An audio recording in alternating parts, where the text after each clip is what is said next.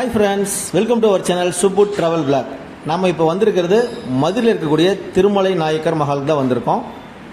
மதுரை மீனாட்சி அம்மன் கோயிலிருந்து ஒரு 2 கிலோமீட்டர் டிஸ்டன்ஸில் தான் இந்த திருமலை நாயக்கர் மஹால் அமைஞ்சிருக்குங்க.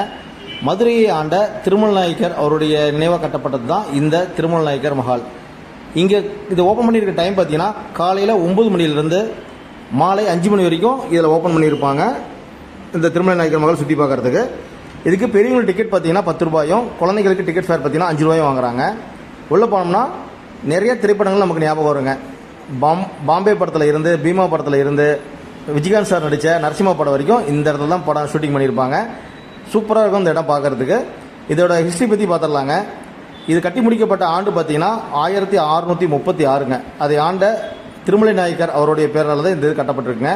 ஒரு ராயல் ரெசிடென்சி பொலிட்டிக்கல் ஹப் இன் மும்பை, மதுரை அப்படின்னு சொல்லக்கூடிய இடத்துல இருக்குது இந்த திருமலை நாயக்கர் மஹால். இதுக்கு நீங்கள் விசிட் பண்ண மதுரைக்கு வந்தீங்கன்னா மீனாட்சி அம்மன் தரிசனம் பண்ணிவிட்டு தாராளமாக இதை விசிட் பண்ணி பார்க்கலாம். சூப்பராகவே இருக்கும்.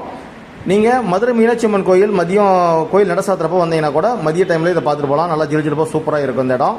இது வந்து பார்த்திங்கன்னா தொல்லியல் துறையினால தான் இந்த இடம் வந்து கண்காணித்து பராமரிக்கப்பட்டுருக்கு. இதில் நைட்டு வந்து லைட் ஷோவும் போடுவாங்க. அது வந்து இப்போ தான் ரெடி பண்ணிகிட்டு இருக்காங்க. முடிச்சதுக்கப்புறம் பார்த்தீங்கன்னா சூப்பராக இருக்கும். தேங்க்ஸ் ஃபார் வாட்சிங் சுப்புட் ட்ராவல் விளாக்.